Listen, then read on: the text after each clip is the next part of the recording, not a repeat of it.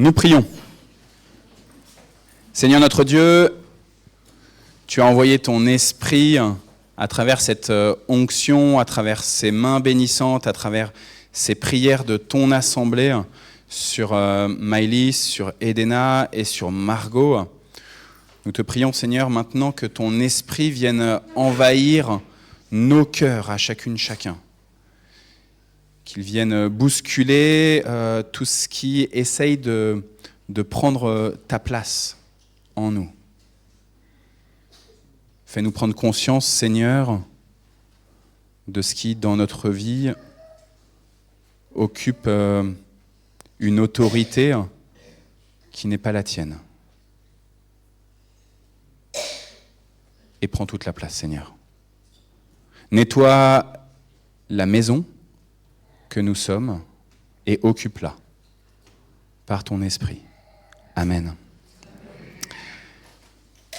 Chers amis, aujourd'hui, on va lire un texte dans le Premier Testament, dans un livre qui s'appelle le livre de Michée.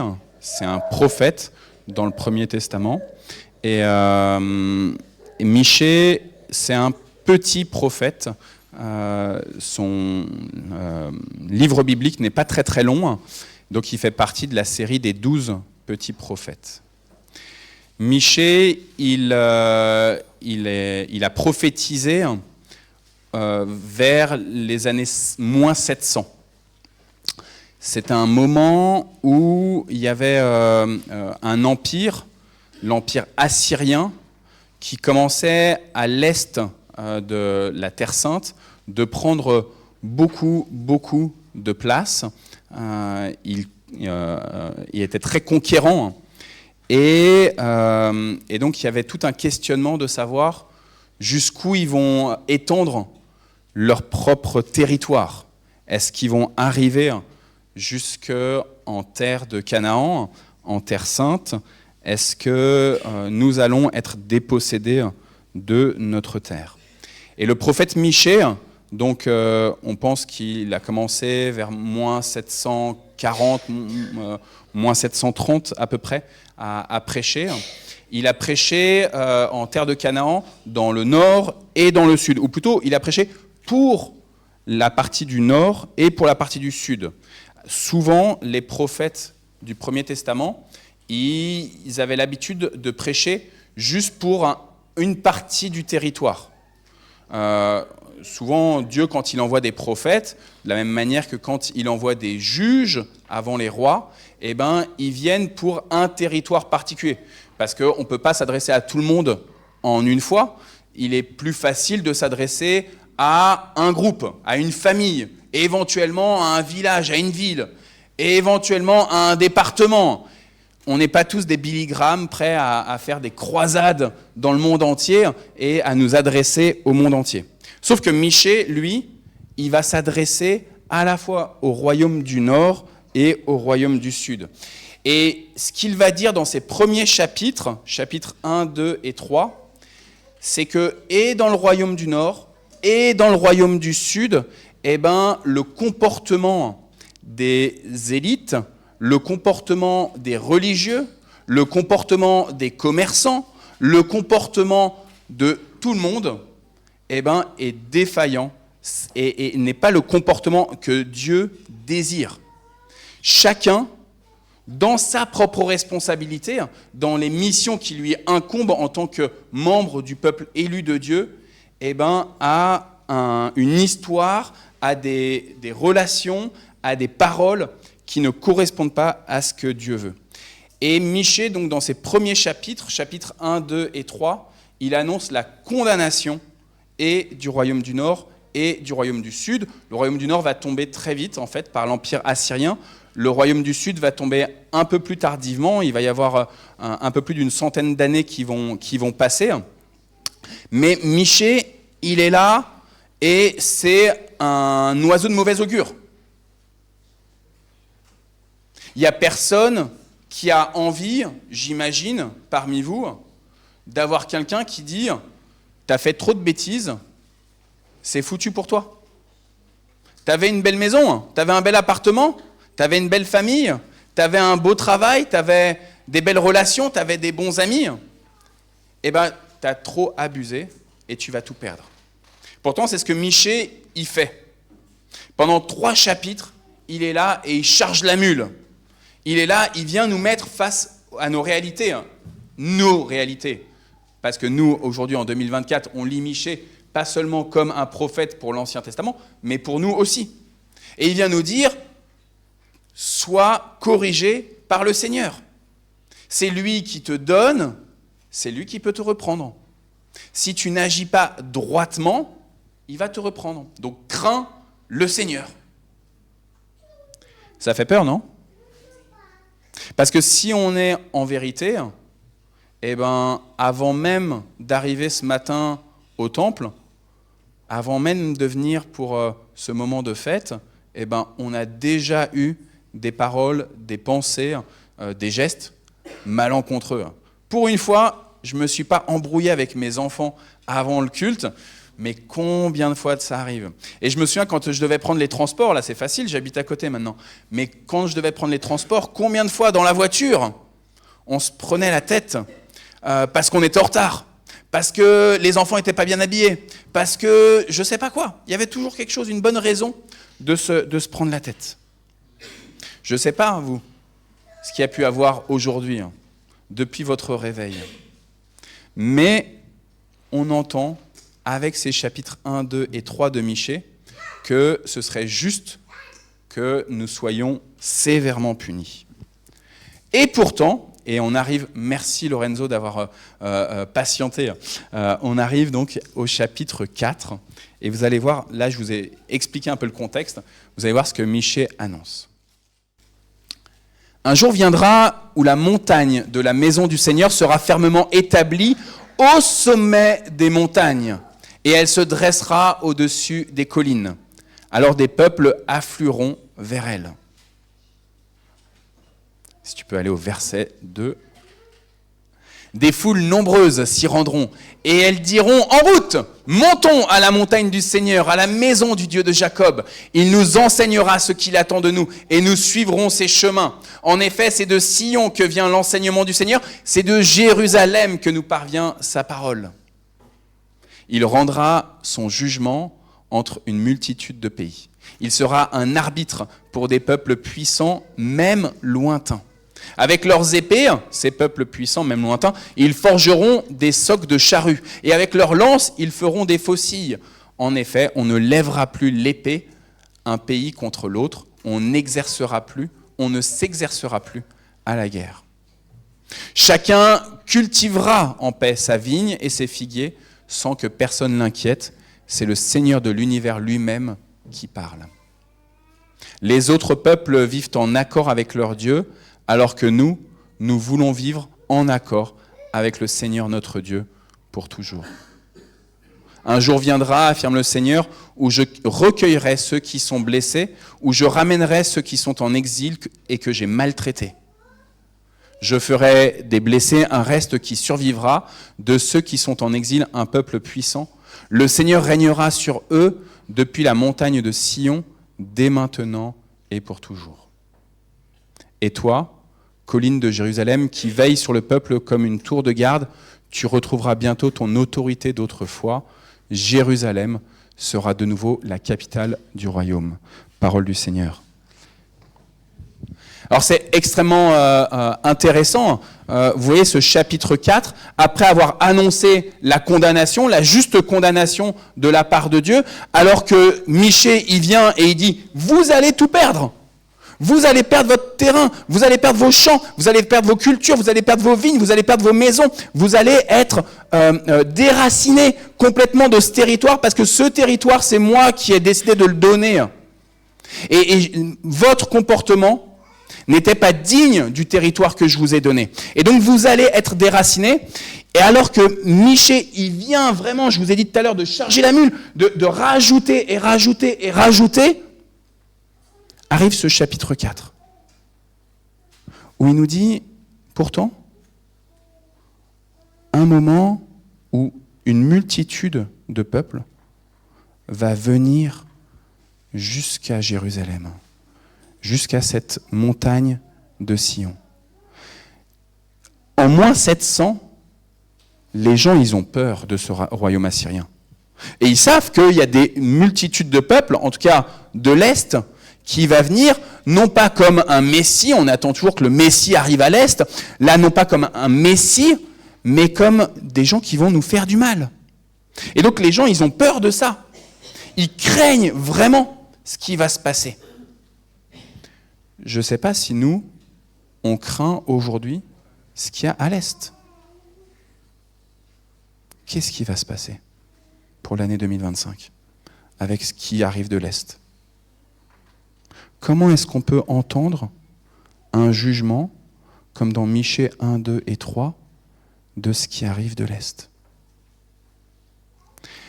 Pourtant, sœurs et frères, il y a ce chapitre 4 qui vient dire, oui, des gens vont venir, une multitude de peuples va venir, mais pourquoi faire en fait? Pour adorer le Seigneur notre Dieu.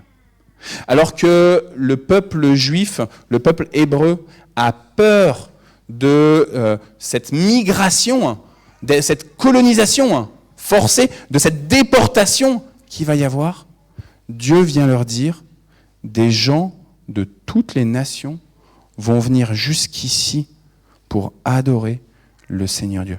Et pourquoi est-ce qu'ils vont venir jusqu'ici? Il y a un truc un peu étonnant. Lorenzo, est-ce que tu peux nous remettre le premier verset de Michée 4, s'il te plaît? Alors il faut du coup que tu remontes. Je suis désolé parce que je t'avais expliqué tout à l'heure pour mettre les chants d'après. Alors juste le verset encore avant.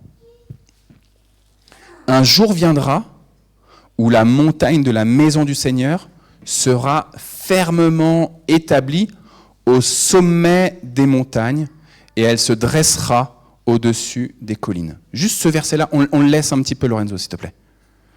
Juste, quand j'ai lu ça, j'ai essayé d'imaginer ce que ça voulait dire. Parce que c'est comme un peu étonnant.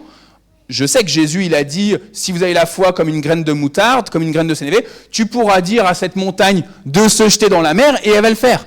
Mais là, concrètement, alors déjà, quand Jésus me dit ça, moi j'ai tendance un peu rationnellement à me dire, bon, ça doit être une image, une figure de style de la part de Jésus. Mais là, la montagne va être fermement établie au sommet des montagnes. Donc là, concrètement, Michée nous dit, la montagne, elle va il va y avoir un glissement de terrain qui fait qu'elle va remonter et elle va être au-dessus des montagnes. Alors, évidemment, il faut essayer de comprendre ce que ça veut dire derrière. On a un indice quand ça nous parle de la maison du Seigneur. Sur quoi, à partir de quoi un Seigneur y règne? Eh bien, dans toute la Bible, on nous fait découvrir un objet particulier sur lequel un Seigneur s'installe, et c'est un trône. Quand Michée vient nous parler ici d'une montagne qui glisse comme ça, au lieu d'aller vers le bas, qui glisse vers le haut pour être au sommet de toutes les autres montagnes, c'est pour nous dire un trône qui vient s'installer. Un trône de gloire qui vient au-dessus de tout. Et parce que ce trône de gloire, il est au-dessus des sommets de toutes les montagnes, alors il est visible de loin. Il y a une légende qui raconte que de la Lune, on voit la grande muraille de Chine. C'est une légende, c'est faux.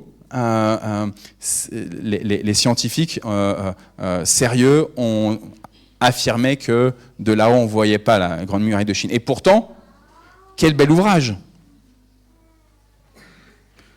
Si ce n'est pas une de nos merveilles d'aujourd'hui, en dehors des gratte-ciel qu'il y a en Arabie Saoudite et je ne sais où encore, c'est quand même une belle œuvre humaine. Mais de la Lune, nous ne pouvons pas voir la grande muraille de Chine.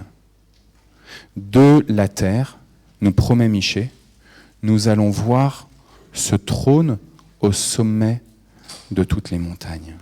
Et alors, quand il y a ce trône de gloire qui est au-dessus de tous les sommets, eh ben, ça ne peut que nous obliger à nous rendre là où il est installé. C'est ce que Michée nous dit. N'ayez crainte de ces envahisseurs, ils viennent parce qu'il y aura le trône de gloire du Seigneur. N'ayez crainte de toutes ces migrations qu'il peut y avoir, même de ceux qui viennent avec des armes, parce qu'ils viennent pour adorer, parce que le trône du Seigneur est là, installé. Chers amis, je vous ai parlé de ce qui est à l'Est, mais en fait, au plus proche de vous, il y a des choses qui font peur.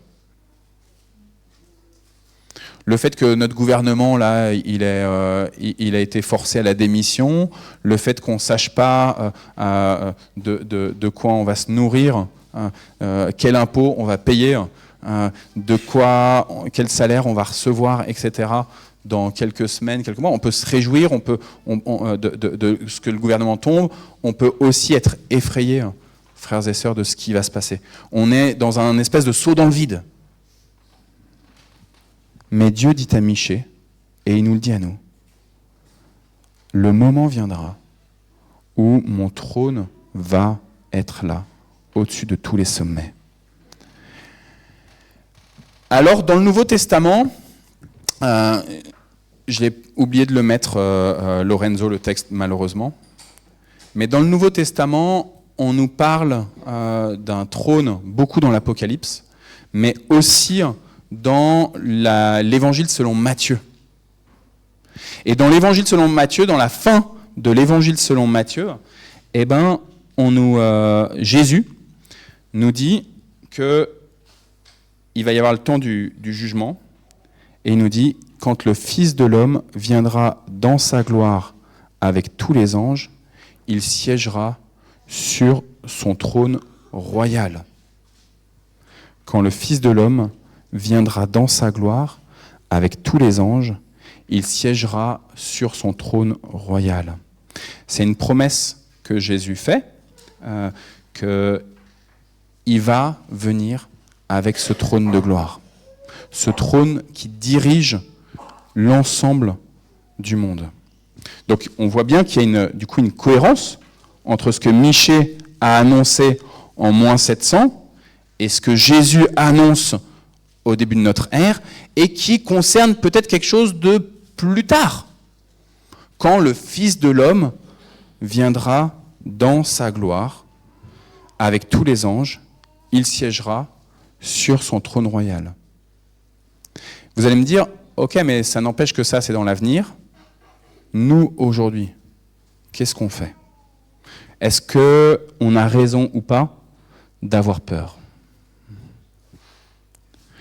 Au début de ce même évangile selon Matthieu, au chapitre 4, Philippe, je sais que tu aimes bien le chapitre 4 de Matthieu, on a eu des discussions ensemble sur ce chapitre 4. Jésus est conduit dans le désert par l'Esprit pour y être mis à l'épreuve par le diable. Jésus il va jeûner pendant un certain temps, et au bout de ce temps, 40 jours et 40 nuits, le diable vient le tenter. C'est intéressant que pendant 40 jours, 40 nuits, on ne nous dit pas que le diable tente Jésus. Donc il va pousser dans le désert par l'Esprit Saint pour être tenté par le diable, pour voir c'est qui est le plus fort. Et en fait, pendant 40 jours, à part avoir faim, avoir le ventre qui gargouille de plus en plus, il ne se passe pas grand-chose. Sauf que c'est quand il est au plus faible, quand il est le plus affamé, que le diable vient. Le texte nous dit, le tentateur vient. Il va à 3 reprises essayer de l'obliger à l'adorer. Et voici la 3e. Écoutez bien, c'est le verset 8 de Matthieu 4. Le diable emmène encore Jésus sur une très haute montagne. Il est au sommet presque, au sommet des montagnes, le diable. Il est là et il voit tout ce qui se passe du sommet de la très haute montagne. Il lui montre tout les royaumes du monde et toute leur splendeur. Je ne sais pas si la montagne sur laquelle le diable fait monter Jésus là dans ce désert, elle va jusqu'à la lune et si du coup il voit la grande muraille de Chine. En tout cas, il voit toutes les splendeurs. Et le diable dit, je te donnerai tout cela si tu te prosternes devant moi pour m'adorer. Alors Jésus lui dit, va-t'en, Satan, car l'Écriture déclare, adore le Seigneur ton Dieu, ne rends de culte qu'à lui seul. Et à ce moment-là seulement, le diable le laissa, et des anges vinrent auprès de Jésus, et ils le servaient. Vous voyez, à la fin de l'évangile selon Matthieu, Jésus nous dit, quand le Fils de l'homme viendra dans sa gloire, avec les anges, il s'assiera sur son trône de gloire, ce trône qui fait que tous les peuples viendront pour l'adorer. Et ils viendront envahir le territoire, ils viendront pour dire, oui, il est le Christ, il est le Seigneur, il est le Sauveur, en lui et en lui seul est reconnues les autorités, les souverainetés, en lui et lui seul la louange. Et pourtant, dès le moment de la tentation dans le désert, on a un peu plus que les prémices de cette autorité du Christ. Christ qui vient et qui, avec les anges là, il quitte le diable. Il dit non, je ne vais pas m'agenouiller devant toi. Non, je ne veux pas plier le genou devant l'idole que tu es. Je crois que je plierai le genou que devant le Seigneur, notre Dieu, parce que c'est un Dieu jaloux. Il est tard, les amis, et je pense que vous avez faim, comme si vous aviez fait 40 jours de jeûne. Donc, j'entends des ventres qui gargouillent. C'est pas vous, les filles, ça va. C'est au fond, là-bas.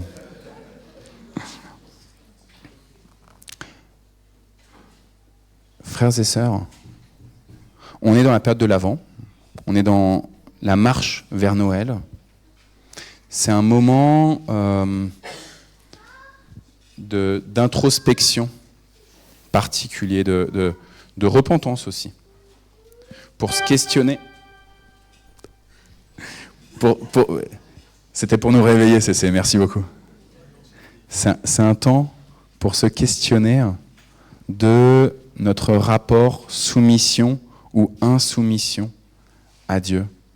Soumission à d'autres autorités qu'à celle du Seigneur notre Dieu.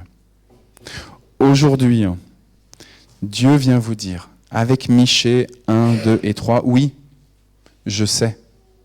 Je sais que tu es bien faible. Je sais que ce matin, tu n'as encore malheureusement pas assuré autant que j'aurais voulu.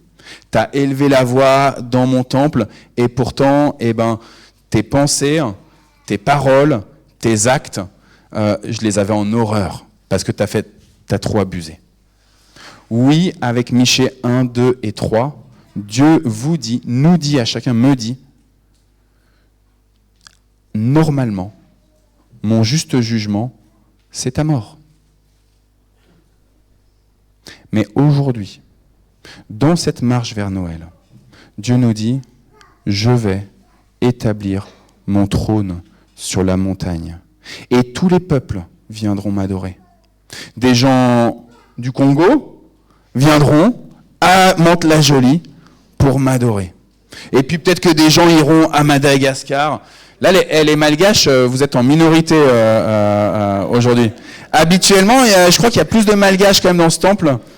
Mais là, les Congolais, ils sont montés en puissance. Et alors les Togolais, je suis désolé, mais heureusement il y a Nathalie, tu vois, ouf, ça va.